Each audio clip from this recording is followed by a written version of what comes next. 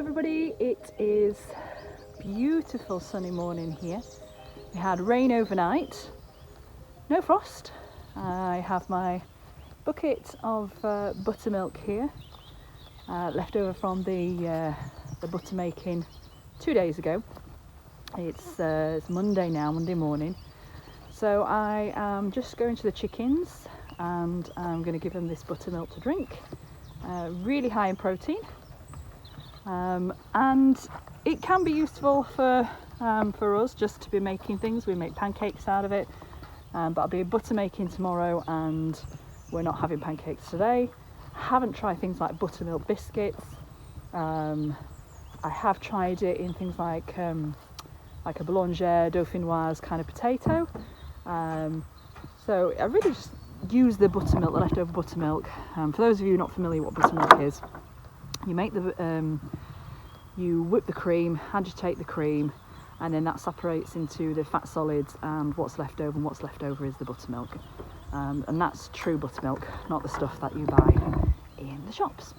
So we're into the chickens now, and here's the chicken coop. You're not coming in today, Chateau. Sorry, you can stay there. So we've had a lot of rain, a lot of frost. This is our compost making area. We don't use this for putting on beds, we use this for then seed sowing. So all our scraps go onto here, and then the chickens turn it over and make compost for us.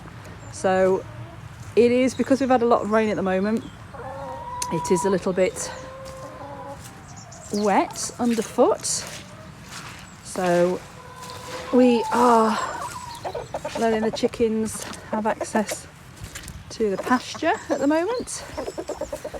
We still need to get rid of this. September last year we had our brand new 2 years old huge trampoline that we'd bought the children for their birthdays a couple of years ago.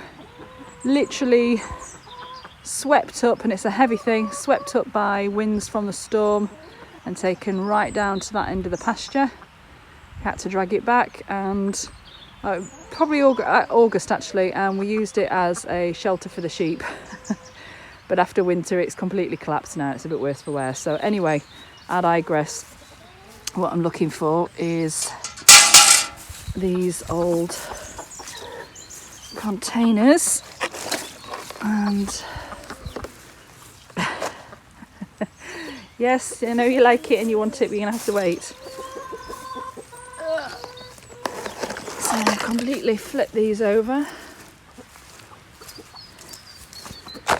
but we're gonna give them some nice buttermilk in these.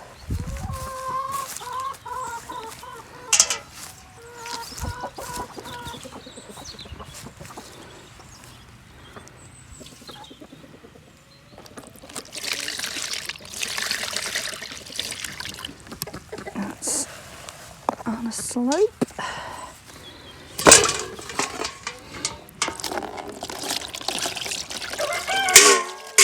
Yes, I can hear you. That one's on a slope too.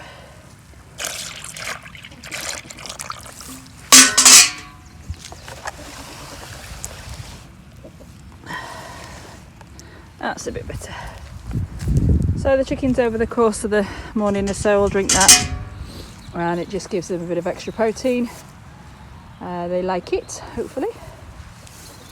Yeah, there you go. And it just helps with their egg production and keeping them healthy. Really got to tackle these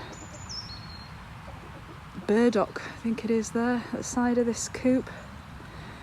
We've this coop's about 6 foot high, and on the whole it manages to keep out the predators, but we have a problem with stoats. We've had a problem with stoats a couple of times.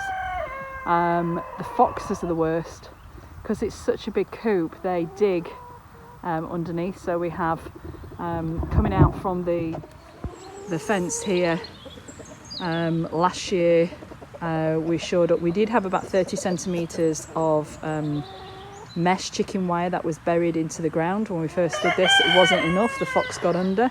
So we now have 1.5 meters worth all around the coop, and that took Julian about 4 days to do that. Be aware, guys, if you're considering homesteading, you won't make 90% of you won't make money on chickens. If you wanted to like sell eggs and things like that, or save money by producing your own eggs, unless you're growing your own grain. Chickens are omnivores. They do, on the whole, they don't need grain. You can give them food scraps, put them on pasture, but their egg production will be a hell of a lot less than how most people keep chickens today, which is by giving them grain and food scraps or whatever else you do. So chickens are, I would say, a hobby for most homesteads. They are, this bloody gate, it's dropped during winter so it doesn't lock very well. So yeah, I would say they're a hobby. And then occasionally most homesteads will get a predator attack, which sets you back, and then a certain percentage or all your chickens go. And we have that every single year. So we have to renew the chickens every year, more or less. We've raised our own chickens. Show you a little clip here.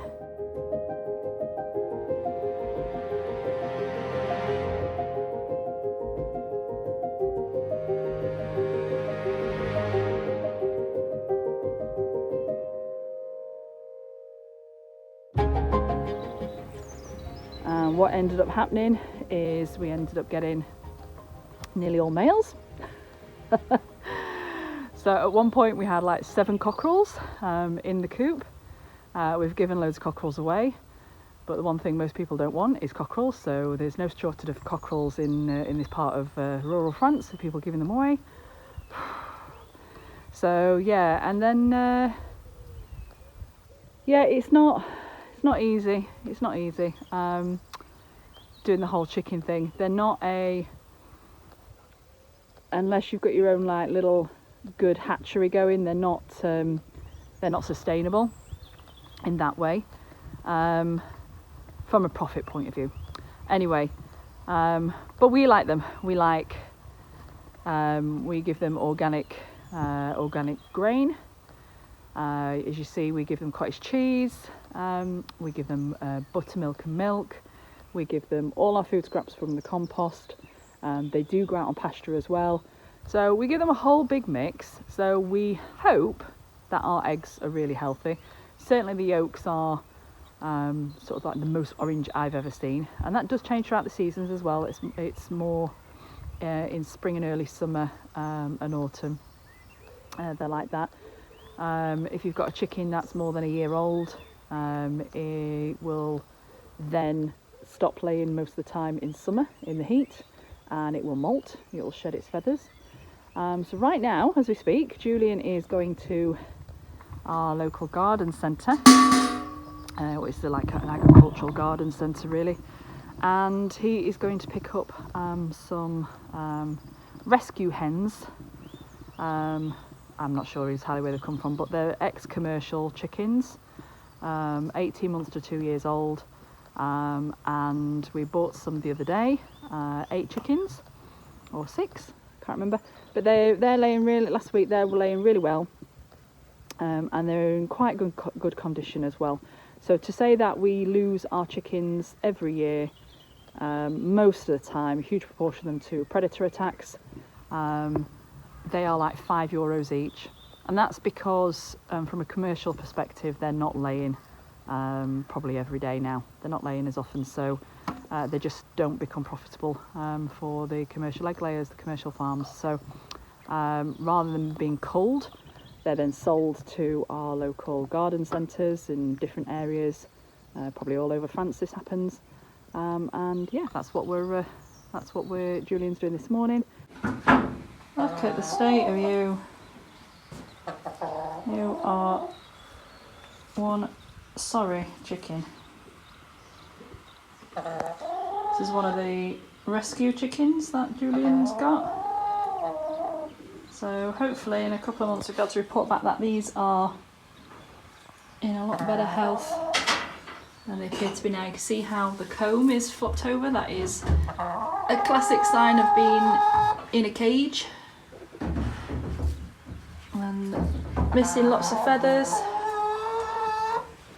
And actually wants to be inside a lot of the time, this one, I think. Yeah, it's used to it. But we'll adapt you to being outside and having the fresh air and sun on you, aren't we? The others are doing pretty well. Scratching and doing what chickens do. So what are you doing now, Julian? I'm